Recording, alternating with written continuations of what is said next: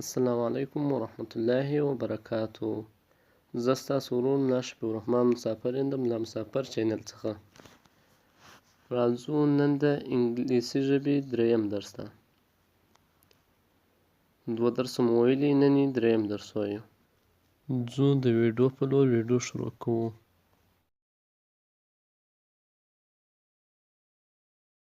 اول د نن ورځې د درس لغاتونه راباسو تر څو بیا کوم مشکل نه وي، ځکه چې د لغاتو په معنا تاسو پوه سئ نو خپله تاسو ته جملې هم وضع کیږي.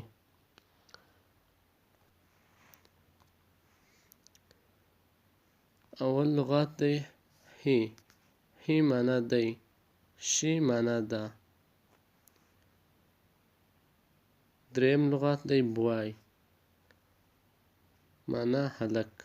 څلورم لغات دی ګیړل، معنا نجلۍ. پنځم لغات دی مین، معنا سړی. شپږم لغات دی اومین، معنا ښځه. اووم لغات دی مسټر، معنا ښاغلی. اتم لغات دی مسز، معنا اغلې. نهم لغات دی مس، معنا اغلې. د مسټر او مسز تر مابین د مسز او مس تر مابین دا فرق دی چې مسز د واده کړې ښځې دپاره استعمالیږي او مس د پیغلې ښځې دپاره استعمالیږي. نور دواړه د مؤنث دپاره استعمالیږي. ټیچر معنا استاد یا استاذه.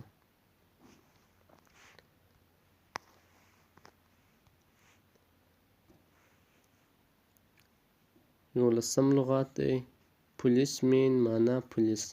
پوسټ مین معنا خط رسونکی. بس ډرایور معنا بس چلونکی. فارمر معنا بزګر. هینډ معنا لاس.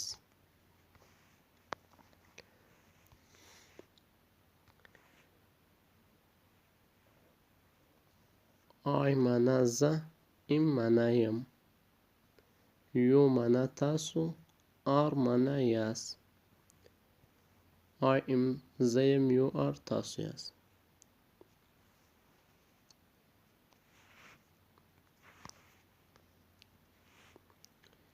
د نن په درس کې همدا یو څو لغاتونه دي چې تقریبا 18 ته شمېر رسیږي.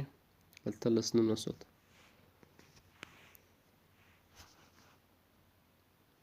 ایټم 3 دریمه برخه. ایټم 3 دریمه برخه. he is دی دی. she is دا ده. مثلا دلته چې هر شی ورسره لیکئ. د he او she تر مابین فقط دا فرق دی چې he د نر دپاره استعمالیږي او she د مؤنث دپاره استعمالیږي. یعنې he د مذکر دپاره، she د مؤنث دپاره. he is a boy دی یو هلک دی. he is عمر دی عمر دی. she is a girl دا یو نجلۍ ده. she is سارا خان دا سارا خان ده. he is امین دی یو سړی دی. he is Mr. عزیز دی ښاغلی عزیز دی. she is a woman دا یو ښځه ده. she is Mrs. عزیز دا د اغلې عزیز د ښاغلي عزیز میرمن ده. he is Mr. ریاض دی ښاغلی ریاض دی. he is a teacher دی یو استاذ دی. she is Miss Hi دا اغلې های ده. she is a teacher دا یو استاذه ده.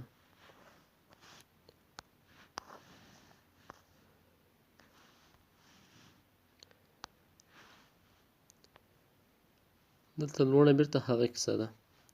ایټم 3 دریمه برخه. he is دی دی. she is دا ده. he is a policeman دی یو پولیس دی.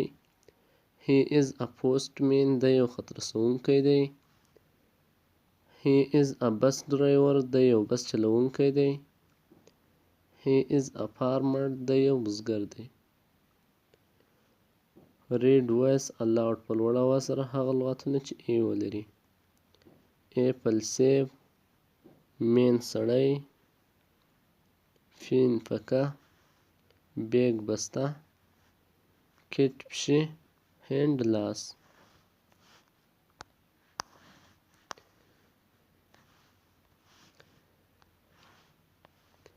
ایټم 3 دریمه برخه.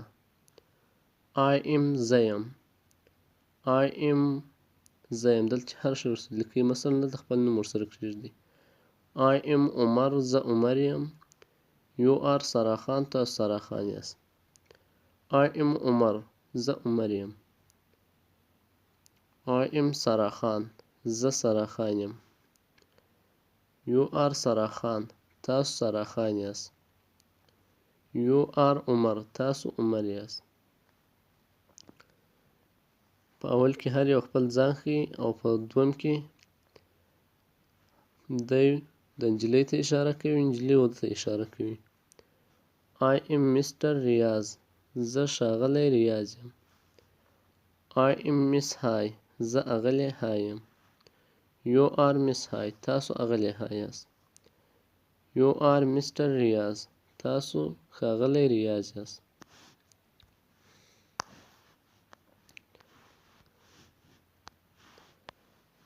ایټم 3 دریمه برخه. I am زه یم. You are تاسو یاست. I am a boy، you are a girl. زه یو هلک یم، تاسو یو نجلۍ یاست. I am a boy، زه یو هلک یم. You are a girl، تاسو یو نجلۍ یاست. I am a girl، زه یو نجلۍ یم. You are a boy، تاسو یو هلک یاست. He is a boy، دی یو هلک دی. She is a girl، دا یو نجلۍ ده. Read voice aloud، په لوړ اواز سره هغه لغتونه چې یو ولري. بس بس، کپ پیاله، ډک هیلۍ، بټن تڼۍ، ربړ پنسل پاک، امبریلا سیوان.